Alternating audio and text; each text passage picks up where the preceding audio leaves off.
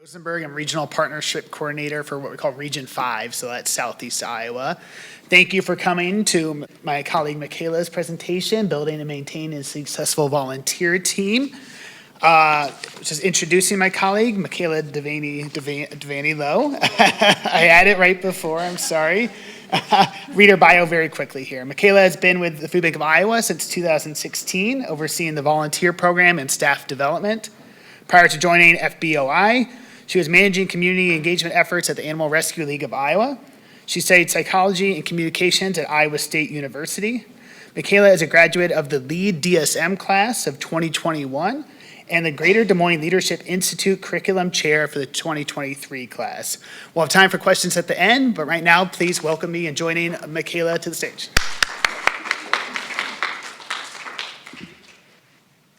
Okay, I'm gonna work really hard to use this. Let me just practice really quick. Okay, this is easier.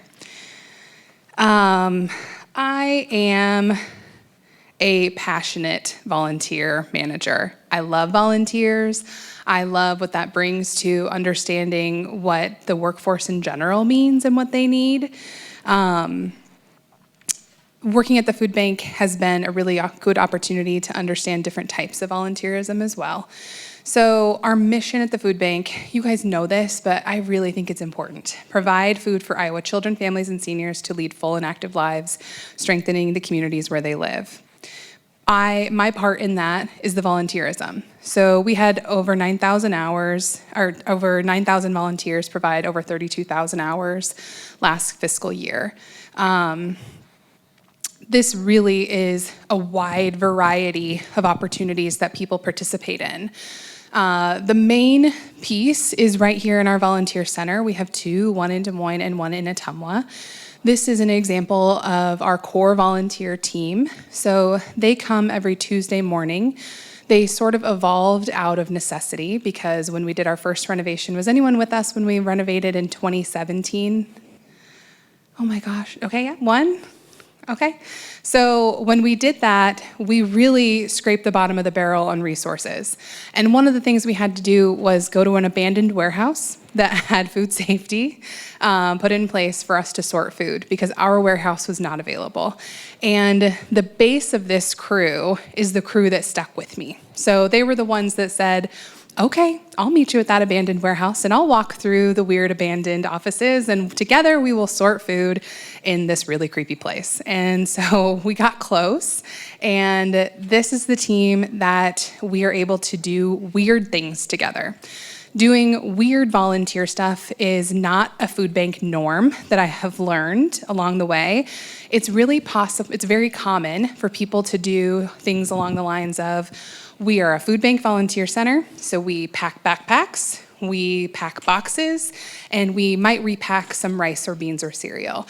But our team is pushed a little harder. So your regional partnership coordinators are incredible human beings, and I mean that from the bottom of my heart. And every product that comes in the door, they say, Michaela, this is not the way that we want to move it to our partners. This is not how they are going to want to move it to the clients. So we push a little harder. This team right here, the core volunteer team, just a piece of our core volunteer team overall, but we call it the core volunteer shift, they will break down product into any way possible. So when we get those bulk meat, the miscellaneous boxes of bulk meat, that's all them. And what I love about food banking is that it's shockingly complicated because if you told somebody, just put the meat in the box and make sure you do it by pork and beef, etc. And if I wasn't talking to a bunch of people who work with food and work with volunteers, you would all think that's easy. But it's not necessarily easy because you have to communicate all of the rules and all of those pieces well in a short amount of time, and you have to anticipate miscommunication before you then have to repack 400 boxes and then you feel frustrated. So what I hope to share with you today is our journey in more than anything, communication and humility. My own humility on that journey and making sure that I understand what I can do to support people to get to the place that they need to feel empowered. Because I really, really believe that we can empower people to support our work. This is Jackie Devaney. She is my favorite human in this entire universe, and I have a daughter. So I want you to know that she is wonderful. But she has a conundrum. Jackie Devaney has a family that keeps getting bigger, and she is still just one person. She measures everything by pinch and feel. So when she is making Christmas dinner, it is all her, and no one can do it correctly. She also has a kitchen that makes no sense, and I have to say that there is no one else in my family that believes it. If you ask where the juicer is, it's always going to be in a top drawer on the left that is nowhere near where other kitchen utensils are. It is very hard to help Jackie Devaney. I love Jackie Devaney. I want her to help.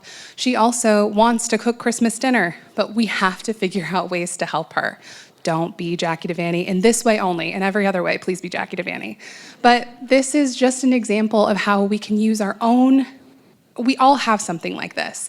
We all have the help that we need and not knowing how to be helped. And if we think of it in that context and we're able to give ourselves a little bit of grace that this is normal, this is how we approach every single day, and we all have the thing that we need help with, but we're not able to get help. So there are ways that we can figure this out together. When we have a core volunteer team, if Jackie Devaney allowed us to be her core volunteers, then we would have a second arm. So you need help. What you do is hard. It is very difficult, and you cannot do it by yourselves. Many of you probably work nights and weekends, and you have boards and community members asking you to do even more, and you need a second arm. You need longevity of service. You need people to keep coming back so that when you do that training, that doesn't feel like you're doing it every single day and over and over and over again. You need it to feel like it's sticking somewhere. You need someone to lean on, and you want to try new things and test out new projects. And also, you want to give ownership to the volunteers' work.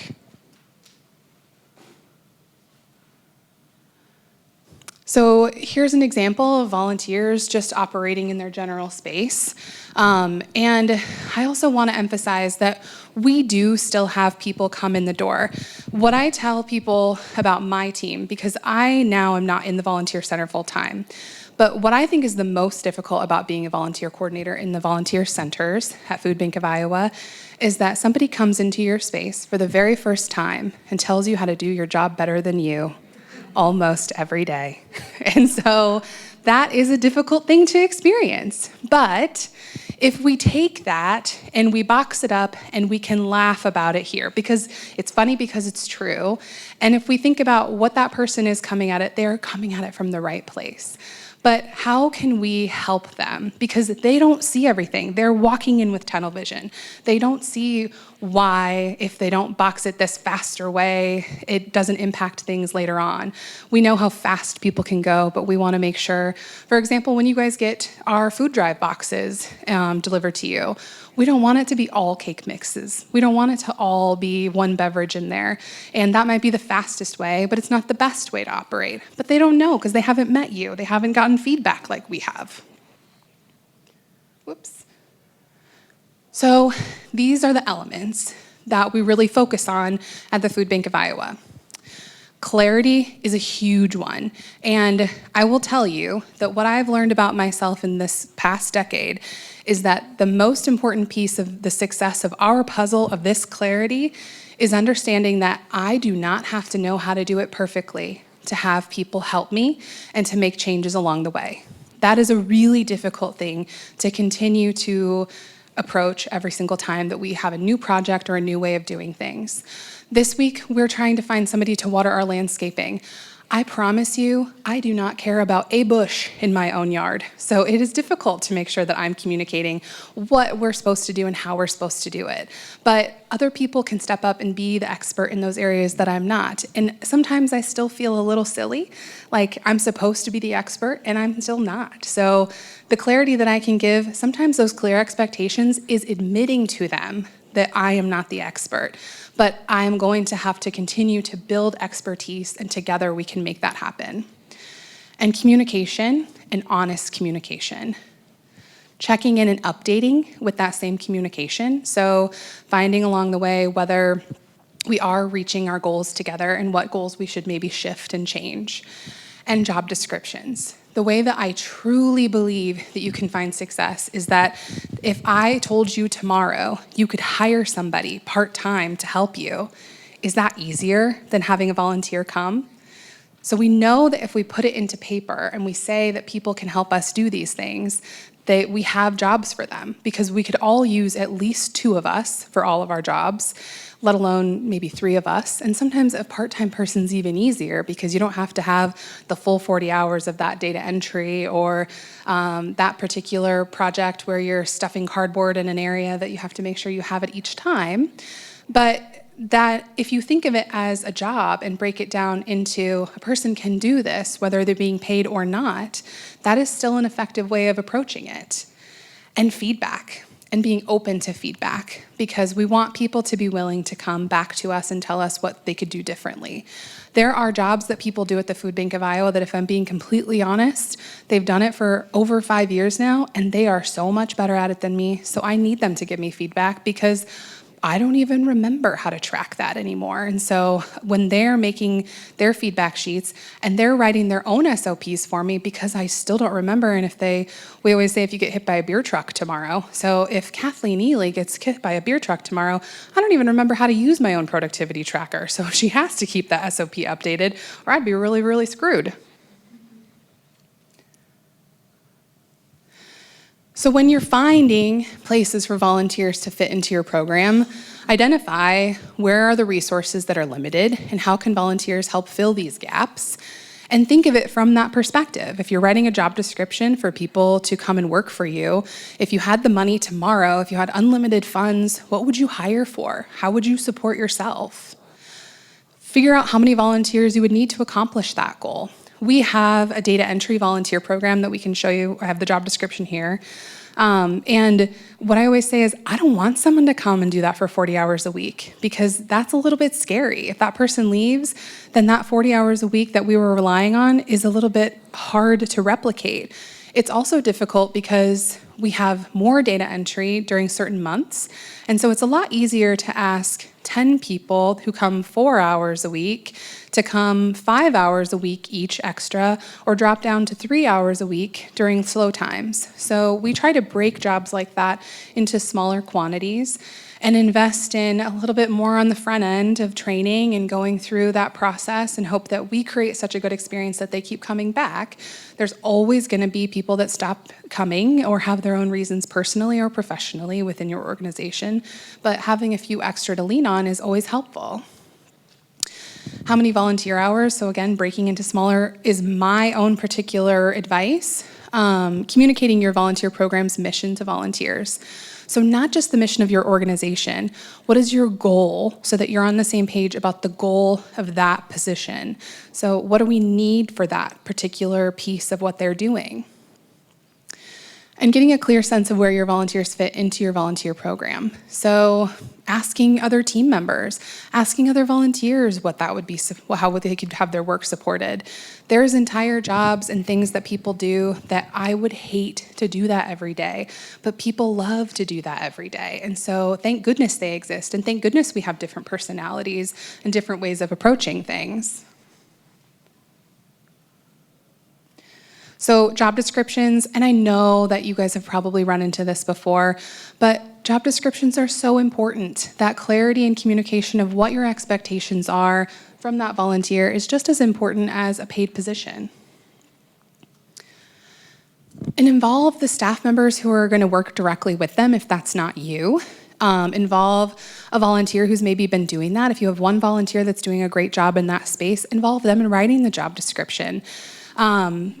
I am a Brené Brown addict, personally, so the term crappy, I know she says shitty, but a crappy first draft is a great way to approach what you're doing. Just get it on paper. And if other people are able to help you get it to a better position, and they have their own input because they're doing that job as a volunteer, take the help for sure. And again, treat it like you're hiring for a part-time position. It's so much easier for me to say, man, if I could hire somebody for 20 hours a week to do this, I could really get a lot done.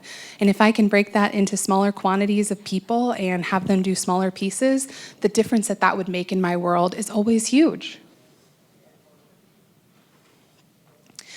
We are also huge supporters of creating lean processes. I am probably considered crazy by my team about this, and I will take that. I will put it on a plaque on my desk, because I think it's true that if you know where the scissors go, then you know where to find the scissors. And you have a million things to do every day. So not pointing out where box cutters, scissors, tape guns, not pointing out where Post-it notes are, not having to do the small things, by labeling everything like a kindergarten classroom, you are able to not have to answer the same questions over and over and over again. I think the piece that really helped my team in particular feel supported by lean processes, when we put spots for the cleaning products on the wall and everything went exactly where it's supposed to go, and they didn't have to even ask volunteers to clean up at the end of the shift. Everyone just grabbed the brooms because they were right there, and they knew where to go, and they knew which one was glass cleaner, they knew which one was the table cleaner, and which one was floor cleaner. They knew what the expectations were. Then when we put a little basic sign next to it that said the process of how to clean those things, it was amazing that people just started to understand how to do those pieces. So the less you have to explain in a day over and over and over again, because your time and your mental energy are valuable, the better. So even if you do have a little taped out crazy person spot for your scissors, just know that you're just like me, and that is a very supported piece of managing volunteers. But what I like the most about it is the universal understanding that that creates. Because has anyone ever gone to help someone like Jackie Devaney? You go and you have a friend who had a baby. Let's say you had a friend who had a baby, and you get to their house and they have piles and piles of laundry. They need help, or their lawn needs mowed, and you go to help them, and how many times do you have to go and pop in and say, oh, I have one more question. Where's this thing at? Oh, is the oil over there? Where's the oil go to start your lawnmower? Oh, the plug for the lawn, the starter, how does that work? It's broken, but how do you fix that? And the next thing you know, you don't feel as helpful. It didn't feel really good. You didn't have that satisfaction of walking in, getting it done, and letting them rest, letting them do the thing that they were supposed to do because you were supporting them. And that can all make a difference by labeling things like a crazy person like me. Drawing it out for yourself, we do noodle diagrams. So we try to figure out when volunteers say, this is frustrating for us when you're doing it this way. And we might even do an actual noodle diagram, which is when somebody's doing a pack for us in particular, we'll have another volunteer or another staff member draw out their path to figure out, are we making them take extra steps that are unnecessary? Why is this frustrating? And then sometimes we can both see, oh, well, if we just move this over here, then this world is a little bit easier for you. Because in my world, we're working with millions of pounds, and so we have to make sure that we're very efficient, and we need every volunteer to pack hundreds of pounds per hour, or we're not gonna meet the goals. And you guys are not gonna get the food that we need to get to you in time. And also giving space for feedback, even though that's really hard. I think sometimes when you are able to give people space for feedback, then you're able to get the positive feedback too, rather than just the negative stuff that can sometimes wear on us really deeply in the work that we do. Here's a backpack sack layout. We do draw out all of our regular layouts for all of our regular jobs. We also mark out exactly how many people we anticipate. So the red X's are volunteers packing sacks. The yellow X's are volunteers restocking the tables. The purple pink X's are people working directly with the cardboard and putting that away. So trying to figure out exactly how many people we need. And then when people show up, sometimes if we have 5 extra people show up at the door and they say, I saw on your calendar that you needed people and I'm here even though I didn't sign up, we can even show them this diagram for why we need them to sign up in the future so that we can show them that we're paying attention, we value them and we value their time, so much so that we want them to feel busy the whole time they're with us. Here's just a couple pictures of that backpack sack process in our volunteer center. You can see behind the 2 gentlemen, there is a tall silver column, and that is a pallet wrapper fantastic feedback from one of our volunteers about how much easier it would be to write a grant for a pallet wrapper rather than asking volunteers to wrap pallets, because it is really hard work. We used to call it your gym skipping volunteer job, so you didn't have to go to the gym that day if you wrapped all of our pallets for us. And that feedback was important. Is that something that we need volunteers to do, or is there maybe grant funding out there? And we hadn't considered that before because volunteers had always done it for us. So it was really good for us to think outside the box with that volunteer. And this is just a picture of one of the most daunting volunteer projects that I ever had to do in a short amount of time, which was our large-scale distributions at the Iowa State Fair. And that required a lot of drawing and a lot of leaning on our core volunteers. So honestly, those core volunteers that we ask to do regularly difficult jobs, people that come in and understand when we use our own insider jargon, one of my biggest pet peeves, but still happens no matter what we do, because we never want to make people feel isolated when they're in our space. But they know how to sort the meat, and they know the why. Some of them even work at pantries regularly, so they understand what the end product is going to look like. And they're even thinking through, are we boxing or sorting this in a way that's just going to have to be redone? And all of you might do things differently, so that we can't predict that 100%. But there might be pieces that we're doing that doesn't make sense for the end user, which for us, from the volunteers' perspective, yes, the clients are important, but our pantry partners are the ones that are going to open these boxes in particular and put them on their shelves. So you're our first line of who we are considering in that process. And that's where our core volunteers come into place, because they really do understand and try to understand where it's coming from. Some of them have been at the back door back when back when our partner agencies picked up most of our product. Now mostly we're on deliveries, but they've met many of you, and they have a big investment in where this product is going to go and how it will be distributed. So, moral of the story from my perspective and from our experience of managing volunteer centers, we started with space that we used in the warehouse to having our own volunteer center in Des Moines to now having 2 volunteer centers, one in Ottumwa and one in Des Moines, just to reiterate. And now we have around 50 to 60 core volunteers, depending on what you consider a core volunteer. This doesn't include the fact that we also have people that come and speak on our behalf. They've been trained on how to have some of the harder conversations, how to handle people asking hard questions about hunger and about users of food pantries and food banks. And we've been really pleasantly surprised by what we thought would be really difficult, and what we've just now been empowered by people who really care and are smart and really, really make a big difference in our everyday work. Does anyone have any questions?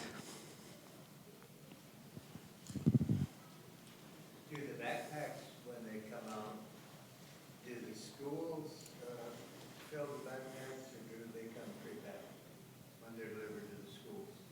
So the question is, do the backpacks come or arrive to the schools pre-packed into their sacks, or do the schools have to pack them? And the answer is that our volunteers pre-pack every single backpack sack individually so that they're ready for the teachers to be able to put them into kids' backpacks.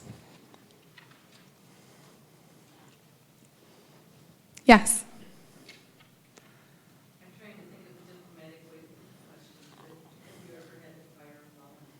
The question is, have I ever had to fire a volunteer? Absolutely, I've had to fire volunteers. And I think the things that I take away from having to fire volunteers is that interview process and whether I fully knew what I was asking for in that early process. And I think some of that early having to fire volunteers almost paralyzed making big choices and big decisions later on because of the fear of having to fire volunteers. But if you consider it an at-will process and you're honest in the process and you call everything a pilot, everything new, I call a pilot. Because if we have to fire them, maybe we're just firing the program in general or taking a hot break because it was more difficult than we thought or it didn't work out the way we thought. But yes, definitely. the more that I create clarity and write job descriptions, it's far fewer and far between now at this point. But it still happens from time to time. And it's an important piece of what we do, because if you are in a relationship with someone, whether that's a paid relationship or an unpaid relationship in your professional world, and you don't feel comfortable enough to say, we have to critique what we're doing and whether we're doing this correctly, then you're not going to be able to do your job well, and they're not feeling the satisfaction of doing their job well either. What I also say is that sometimes we get in these positions where volunteers have been doing this for years and years and years, and we're not checking in with them. And in the same way that I'm really thankful to Michelle Book when she came to the food bank. This is my first job because I've worked in nonprofits where people actually do annual reviews for me and performance assessments, and they're honest and they tell me how I could do better. And when I first learned that I was going to be at a place where I was going to get a formal review every year, it made me feel pretty scared. But now I'm so thankful that people are checking in and giving me a formal review. And we do check in at least annually, formally, with our volunteers in all of those positions. And we give space for feedback outside of when it's so bad that it's time to fire too. So while it's not always that clean cut, I would just offer that treating it in the same way that you would a part-time employee, again, in this scenario, is helpful to you and the volunteer. Yes? Can you describe some of your training processes, specifically so you're like eliminating training every day? You know, just any tips. If you do online, if you do training day. Yeah. Or you're not at that. Okay. Let's just go with the volunteer center, for example. Our team does train twice a day, at least, sometimes 3 times a day for those jobs in that space. But we try to have at least one core volunteer in the volunteer center to help support that work. And we have to figure out what that layout is going to look like. One thing that we emphasize strongly is being there on time.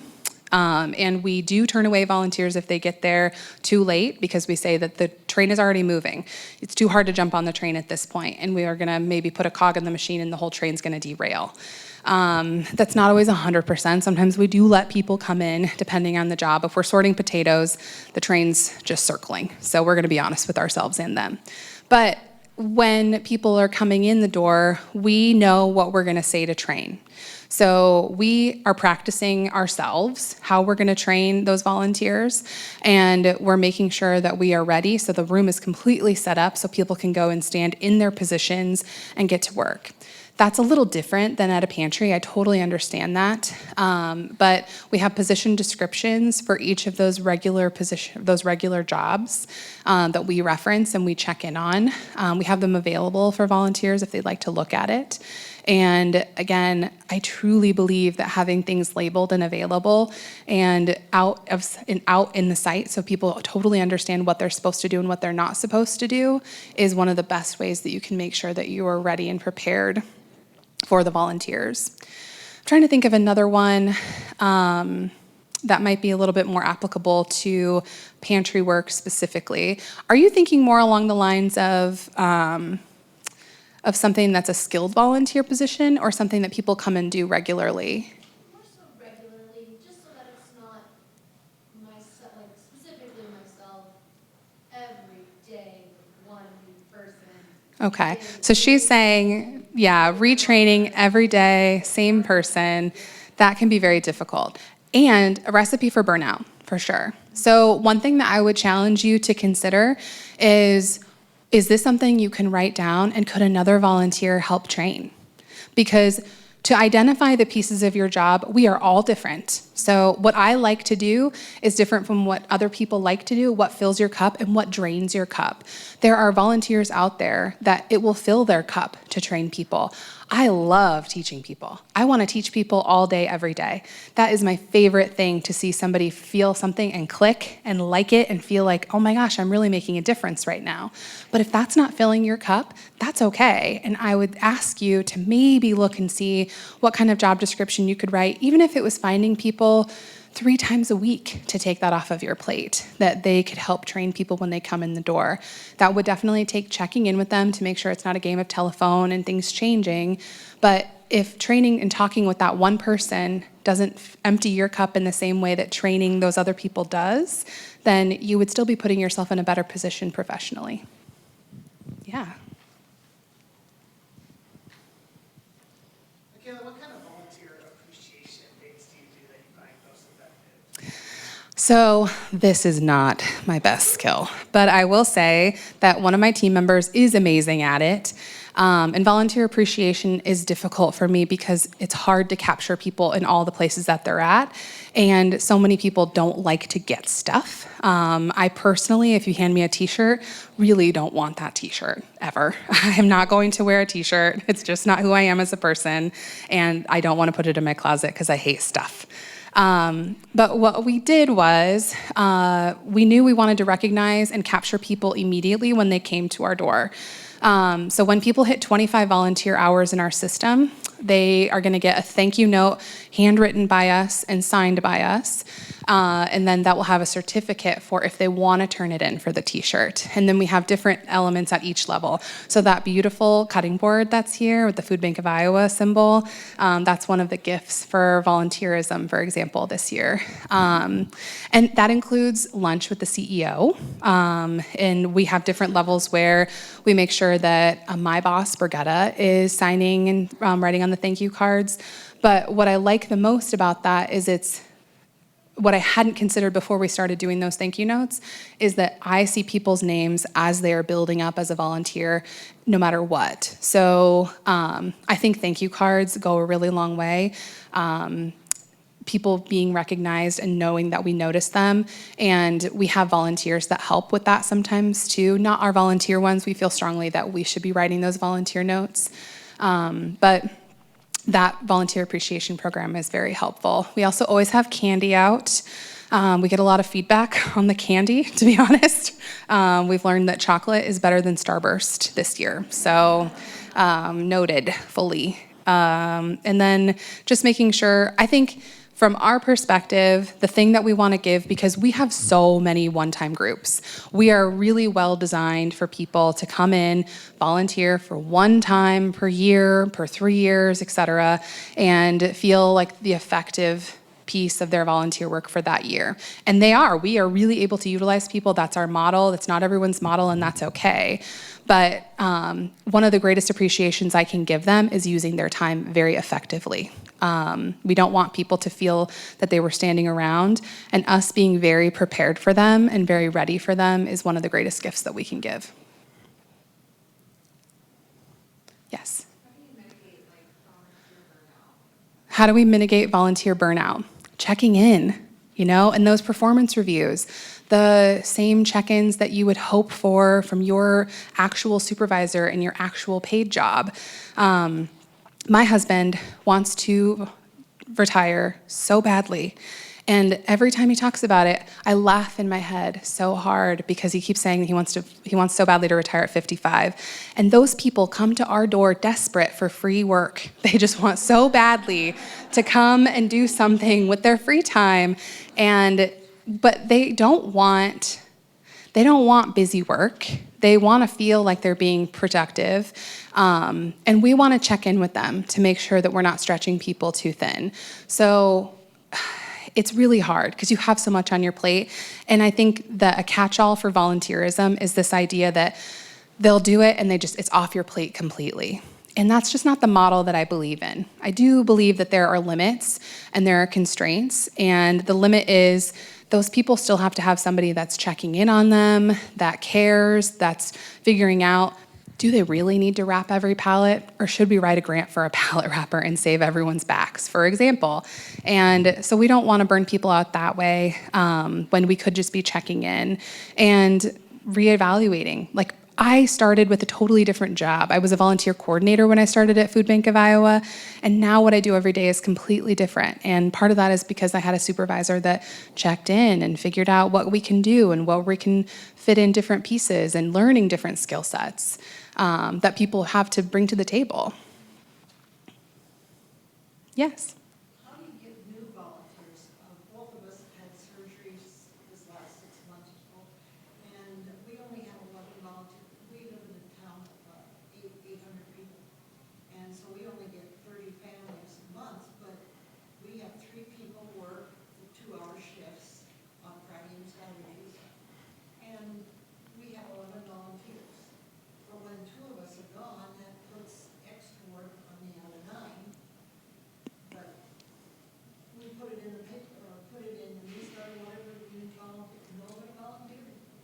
So the question is how to get new volunteers. They live in a small, what's the name of your town? Alden. They live in a small town named Alden, and they're serving just a few families, but if only a couple people are out from their 11-team volunteer pool, it's very difficult on the rest of the team. I would love to connect afterwards, too, to see how we could maybe support in Alden. I think that that is a very real process and problem that you're facing, and it's nothing that you're doing wrong. I think putting in the paper is a great idea, and I wonder if there's ways that we could put it on different websites to capture different populations of people.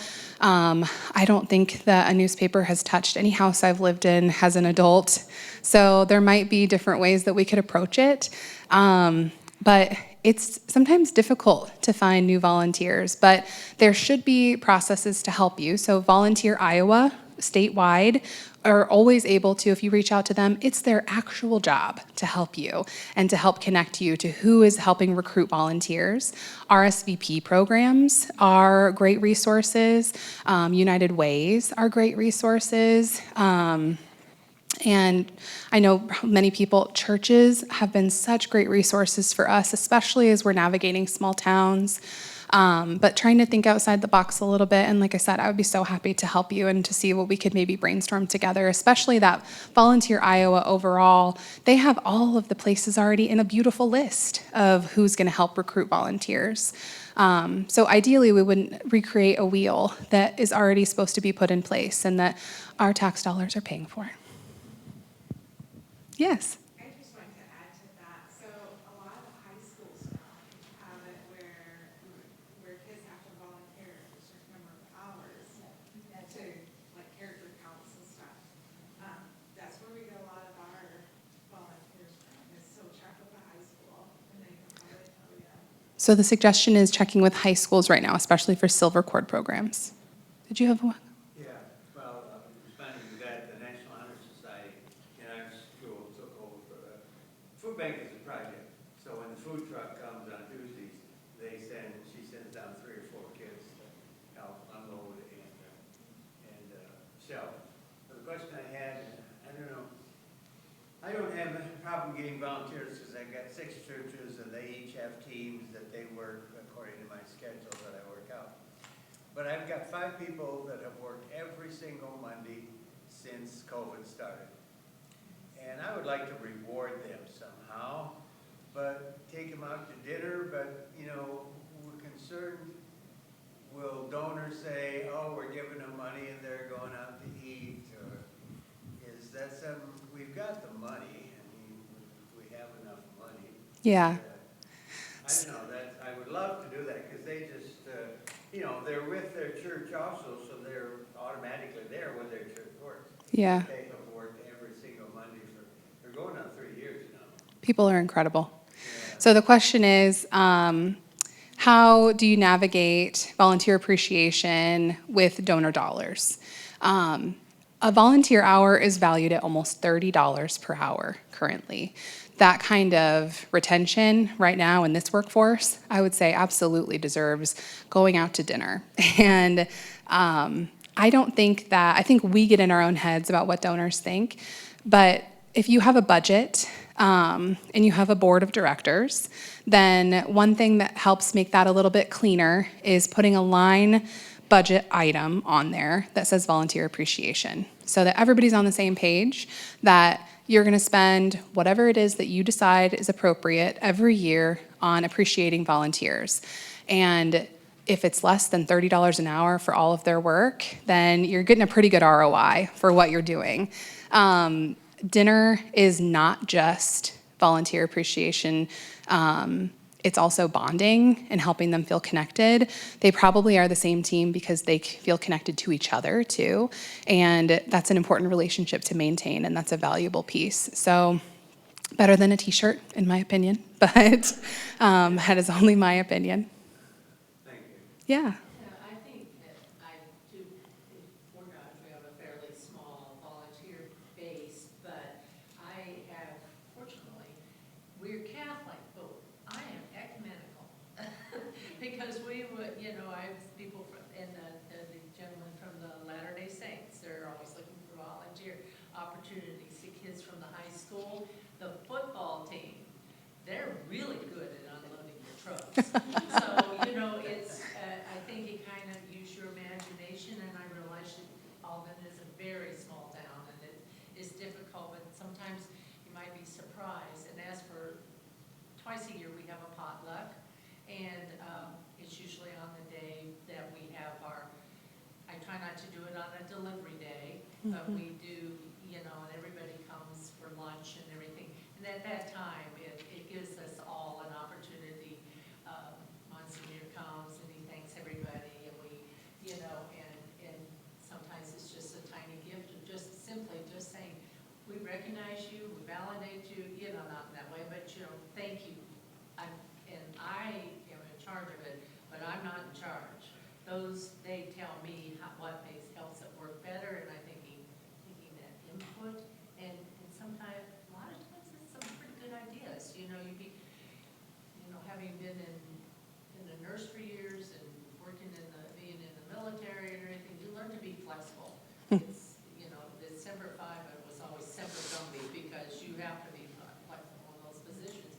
And I think that, you know, sometimes volunteers do see things in a different way. And I think, and by saying, that's a great idea, using it, that kind of, is listening. Yeah, so our Fort Dodge partner just mentioned that feedback has been very useful to her.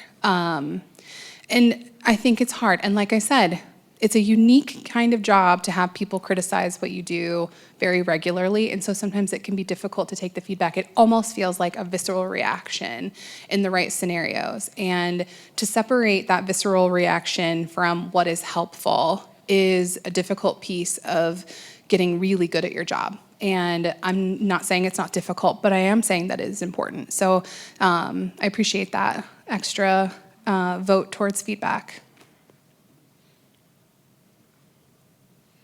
My volunteer said, don't put us on teams, we want to get to know each other. And we're a community. Yeah. In Berry Island. And I have 50 active. I don't know how it'll work, but I got a community going. I didn't know I was doing it. Yeah. It's a lot of work doing it this way. Yes. Things are much easier. Yes. And I use the coffee shop. We set aside an hour or two, maybe in the afternoon, at the coffee shop. We're going to have appreciation and love. Yeah. Just sit around casually and talk to each other.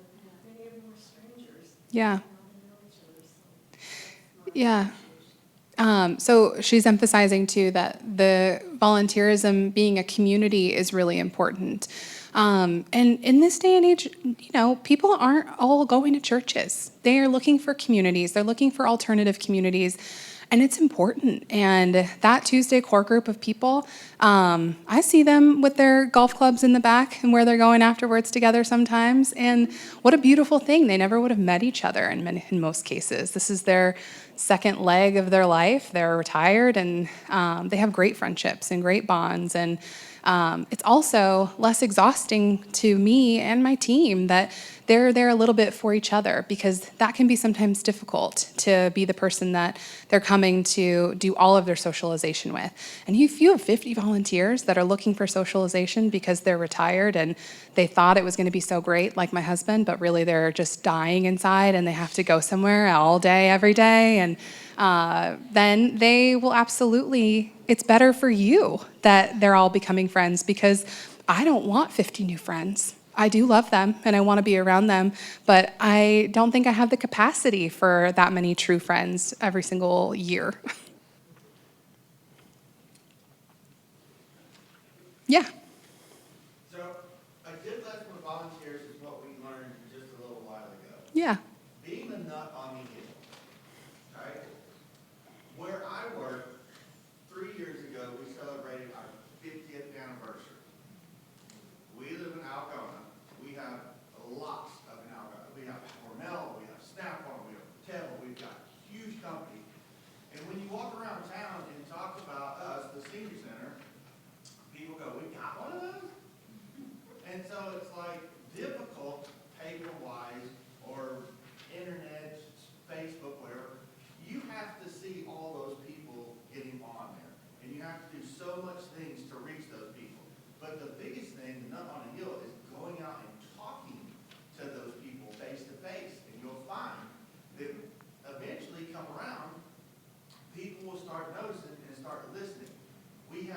huge project that came up. We got a grant for ceiling tiles.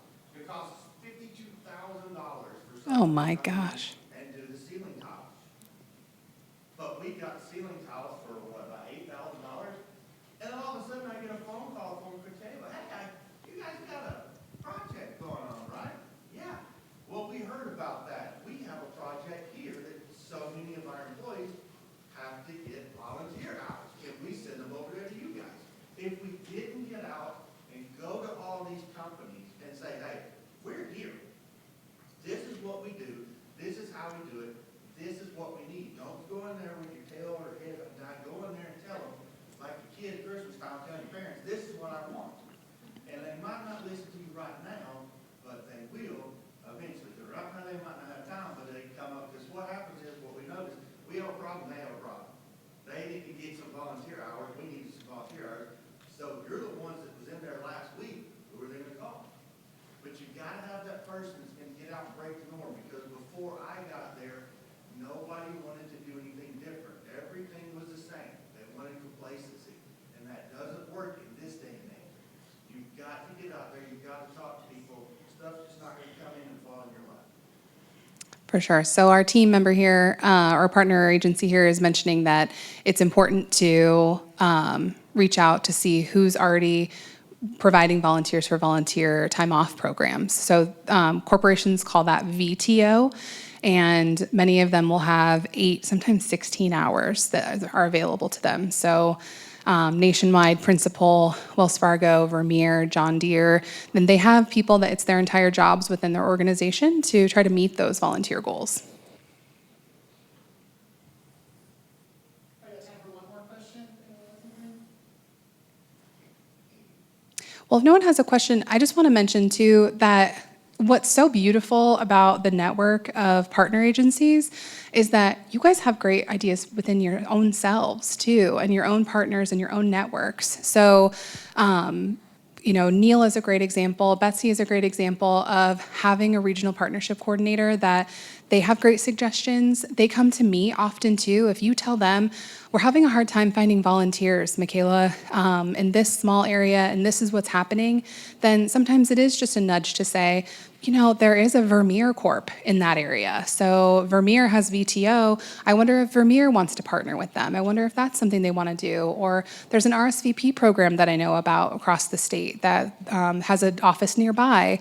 And sometimes it's just somebody else helping think through that. So I hope you guys are connecting with each other too, because you're all brilliant, amazing people who do incredible work. So I just know how much we appreciate what you're doing with volunteerism and what you're doing as just small teams. And some of you are probably volunteers here too. Okay. Thank you so much, genuinely. I appreciate all of your time.